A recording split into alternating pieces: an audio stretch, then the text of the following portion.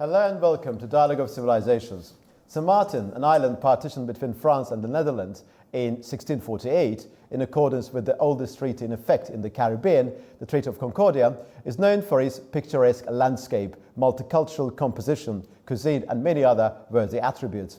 Being part of Leeward Islands of the Lesser Antilles in the northeastern Caribbean, the territory of the island is 87 square kilometers, with the Dutch part being more populated than the French one.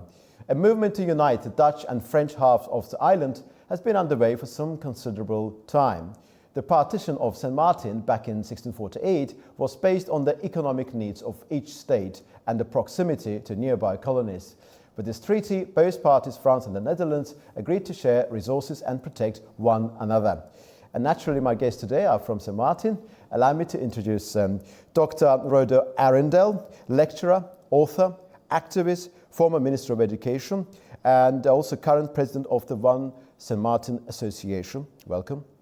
Mr. Franklin Antonio Mayes, who is a current member of the St. Martin's Parliament and the leader of the Solokia Action Movement, which is a political party advocating for unification and independence of the island.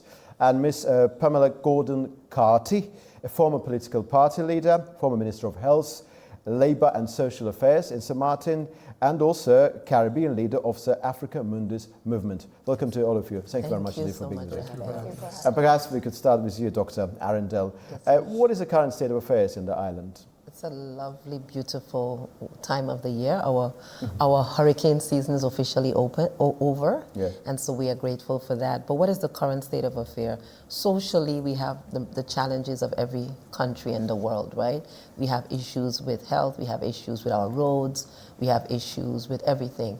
But where it comes to the politics of the island, what we are seeing in our island, in particular the last couple of decades, is a refocus on St. Martin by both France and the Netherlands after decades of having been abandoned, literally, where we've had to fend for ourselves and created this beautiful space to live in where everyone, very tolerant. What we're seeing is that, especially in times of crisis, like we've just had with the hurricane and with the COVID pandemic, that when the St. Martin people are at their most vulnerable, you see a movement by the Kingdom of the Netherlands, for example, to put pressure, to get us to bend to their will. And you see some of the many challenges that you're seeing in the French colonies, you're seeing them also in St. Martin, right? Cost of living is high compared to other places within the French Republic, etc. So you're seeing a lot of that.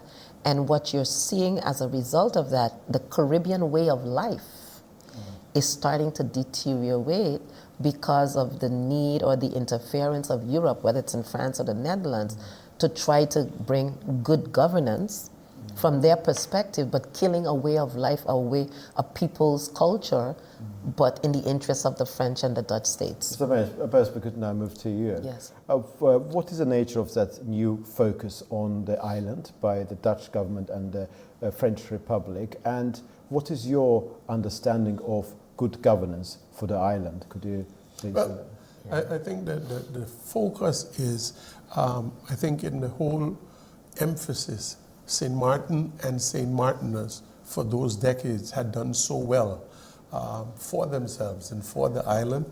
I think now that we have been able to establish a sort of self-reliance and self-resiliency, what has happened is it's almost as if they're saying, okay, that's too good for you, and we'll take it from here.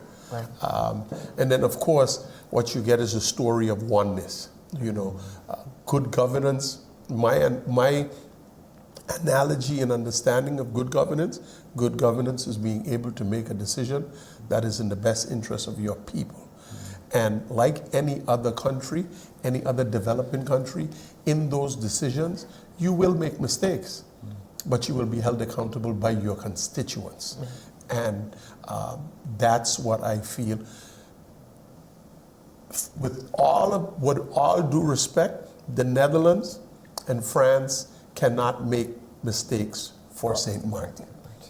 St. Martin has to make those mistakes and learn from those mistakes for St. Martin. Mrs. Carty, the Dutch government is claiming that they are only in charge of defense and security related matters, and the island, the Dutch part of the island, has got a full scope of self-governance tools.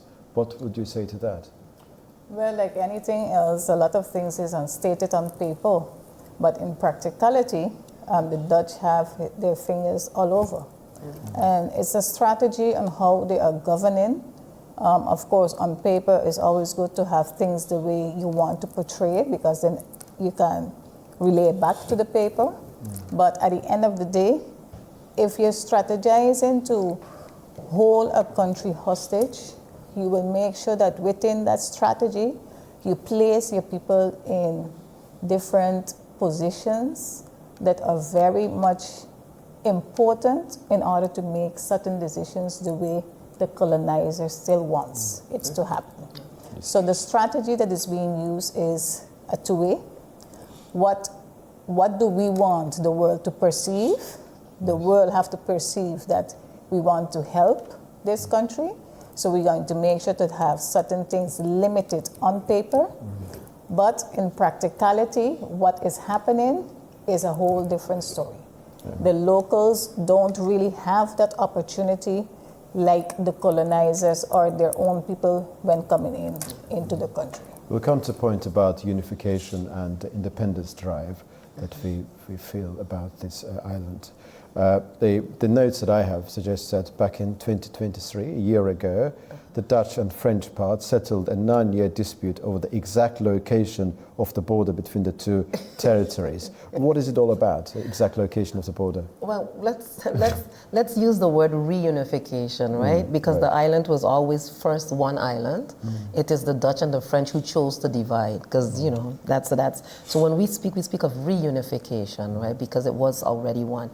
But interestingly, the anecdote in that situation played out because of a restaurant and some other issues. But because the border is not a real thing, it's an imaginary space. You have a restaurant that has part of it on the French part and part on the Dutch part. The question is who collects the taxes, you know, and that's where it's all about money for the French and the Dutch. Whereas for the people, it doesn't make a difference because it's a restaurant and it's at this location. Why was that important? Again, what we are saying is that you're seeing this refocus on trying to keep the people of St. Martin divided through these administrative measures. And a lot of them don't make any sense. They're irrational.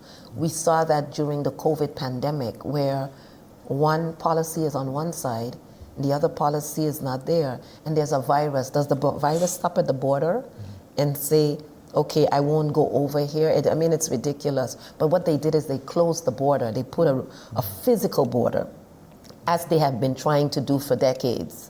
And every time an opportunity comes up, they use that opportunity to say, well, you see, we should have borders. And so that treaty that you just mentioned is one of the many ways that the French and Dutch have been trying for decades to say, you stay here. And after the signing of that treaty that you mentioned, this is how crazy it is, in 2023, immediately afterwards, the gendarmes, French gendarmes, go over to some young St. Martin men who are fisher people, they've been fishing all their lives, and say to them, you can't fish here anymore because the boat that you're fishing with is registered to the Dutch part, but this is French territorial waters.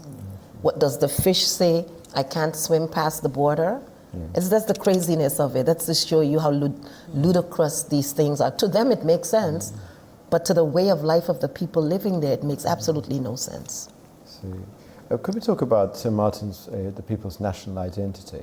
Because although Ireland was divided, partitioned between Dutch and French, you said that Ireland actually is united in a real sense of the word, and those administrative divisions are artificial. They do not really exist.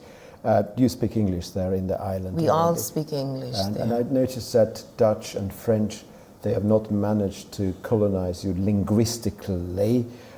What does underpin this particular moment? It's a question to both of you. But can I say, they have colonized us linguistically because our schooling, our education is, and we've had to fight for English on one part. The French part, we're still fighting for bilingual education to get English to be recognized in the school system on the French part. So the child who speaks English at home, whose society is in English, now goes to school and must use a foreign language to try to be academically successful. And you see what does that mean? High dropout rates on both sides of the island. The other side, on the Dutch part where we have more autonomy, we're able to build systems outside of the system. And so a lot of our children go outside, they circumvent the education system to be able to have an opportunity. All three of us here were educated in the United States of America. We could have chosen Europe had we so, but a lot of St. Martiners know also if you have the ability to, Europe is not our first place to go to be educated. Mr. Mace, a self-same question to you. And just to dovetail, one of the things, going back on your first question about the border dispute, Right.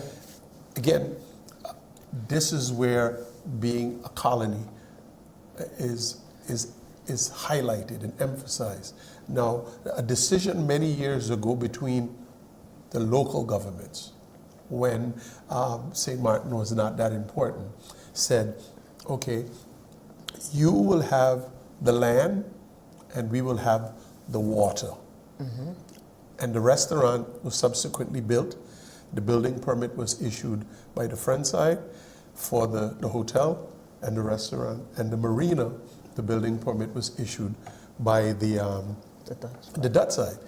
And this coexisted for many years until the marina was destroyed in Irma.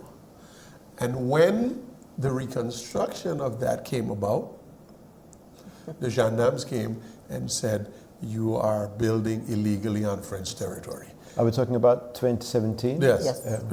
So this ultimately started the dispute, whether is the water rights is Dutch or French, but the decision now to settle was not settled by the local governments. Right. It was settled between Paris and The Hague. So if you're not a colony and it's not neo-colonialism, why wasn't this dispute settled between the local governments and rather by the Paris and The Hague? That's exactly the situation that St. Martin finds itself in. Ms. Carter, question about the independence and unification. We understand that there is a strong drive for independence within the island, but when it comes to the local administration, what is the level of representation by those independent movement people within the administration there? Well, basically, we will have to keep a referendum in order for us to determine the truthful situation on country St. Martin right now. Like we was mentioning this morning in our other interview, demographic has changed. We have now a lot of youngsters that are willing and more wanting to be independent. So in comparison to the previous years where you have a larger demographic of older people that are more wanting to stay within the same structure, you have now more younger generation that are looking forward to become independent because they are not seeing the future. So they are looking forward for something new. And the only way that they are perceiving that it is through independence.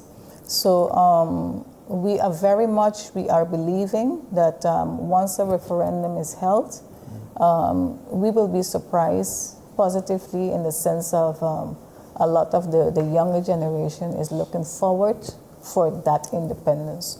So we are gearing towards that, and that's the reason why we are seeking also the collaboration, outside collaboration in our fight.